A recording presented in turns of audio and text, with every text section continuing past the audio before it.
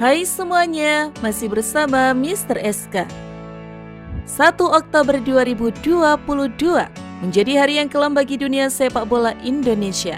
Ya, terjadi tragedi Kanjuruhan yang telah merenggut ratusan jiwa. Kerusuhan di Kanjuruhan terjadi usai laga Arema FC versus Persebaya berlangsung. Laga Arema versus Persebaya dimulai pukul 20.00 WIB dan berlangsung sengit.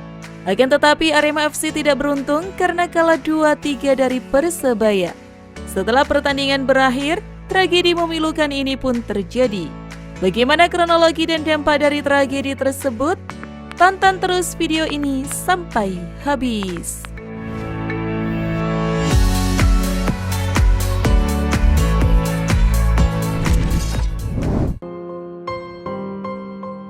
Kerusuhan di Stadion Kanjuruhan usai laga Arema FC versus Persebaya menewaskan banyak sekali korban. Laga Arema versus Persebaya ini dimulai pukul 20.00 WIB dan berlangsung cukup sengit. Semula pertandingan Arema versus Persebaya berlangsung lancar. Akan tetapi Arema tidak beruntung karena kalah 2-3 dari Persebaya. Setelah pertandingan berakhir, sejumlah pendukung Arema merasa kecewa dan beberapa di antara mereka turun ke lapangan untuk mencari pemain dan ofisial. Petugas pengamanan kemudian melakukan upaya pencegahan dengan melakukan pengalihan agar para supporter tersebut tidak turun ke lapangan dan mengejar pemain. Semakin lama kekecewaan supporter makin kuat dan kemarahan tidak terkendali karena disertai dengan lemparan benda-benda ke lapangan. Guna meredakan kemarahan supporter, polisi melepaskan tembakan gas air mata ke arah supporter. Dari tembakan air mata itu, supporter yang mencoba menghindar kian tidak terkendali, sehingga harus mengorbankan penonton lain dengan menginjak-injak guna menyelamatkan diri. Banyak dari penonton yang mengalami sesak nafas akibat asap dari gas air mata. Ada juga orang tua yang kehilangan balitanya lantaran situasi panik tidak terkendali akibat tembakan gas air mata polisi. Kerusuhan yang terjadi di lapangan Kanjuruhan mengakibatkan 2 kendaraan polisi dirusak, bahkan salah satunya dibakar. Penonton juga dilaporkan membakar fasilitas lain di stadion. Tidak hanya terjadi di dalam, kerusuhan juga berimbas keluar stadion. Total 8 kendaraan polisi dirusak. Para pemain Persebaya sempat tertahan hingga 1 jam di kendaraan taktis milik polisi. Mobil rantis yang ditumpangi Persebaya juga dilempari supporter Arema.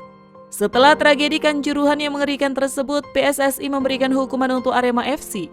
PSSI mengancam Arema FC dengan hukuman dilarang menjadi tuan rumah hingga sisa kompetisi Liga 1 2022 sampai 2023.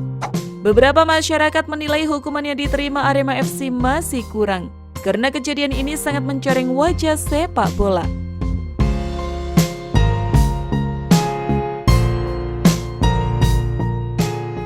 Tidak hanya hukuman dari PSSI, tragedi Kanjuruhan juga membuat Indonesia mendapat sejumlah sanksi dari FIFA. Salah satu di antaranya adalah ancaman dicabutnya status tuan rumah untuk Piala Dunia U20 2023. Pasalnya, tragedi memilukan yang terjadi di Stadion Kanjuruhan melanggar beberapa poin seperti yang ada di FIFA Disciplinary Code.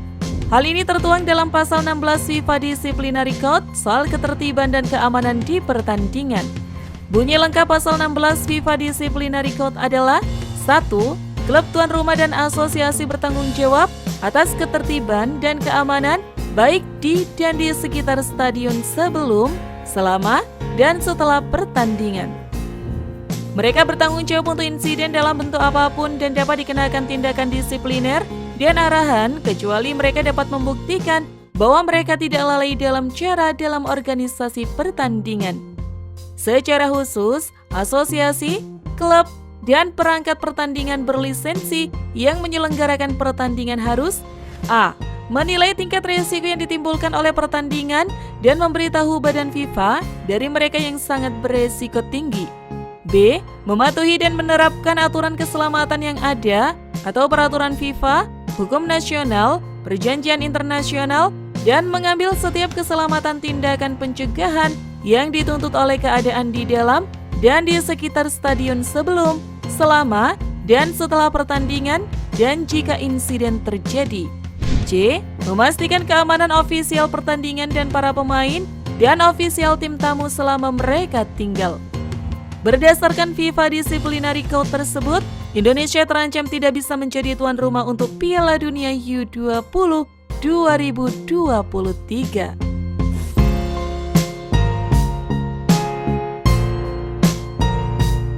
Terima kasih sudah menonton, jangan lupa share, dan sampai jumpa di video berikutnya.